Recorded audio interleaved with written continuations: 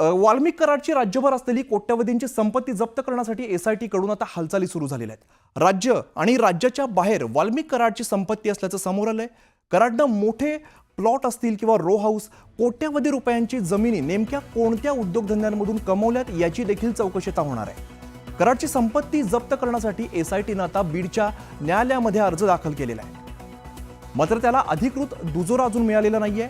वाल्मिक कराडने सन 2020 ते 2024 मध्ये यामधील बरीचशी संपत्ती खरेदी केल्याचं समोर आलंय।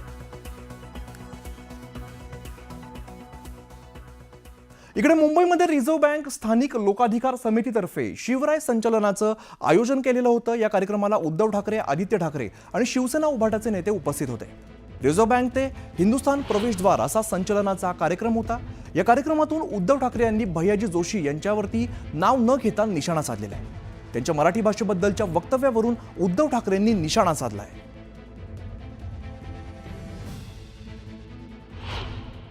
आज संपूर्ण दिवसभर महाराष्ट्रामध्ये प्रत्येक जिल्ह्यात, प्रत्येक तालुक्यात 2 दिवसापूर्वी जे कानाजी पंत, आणखीन एक कानाजी पंत मराठी भाषेबद्दल त्यांनी आपली गरड ओकली होती, त्याचा निषेध झालेला आहे।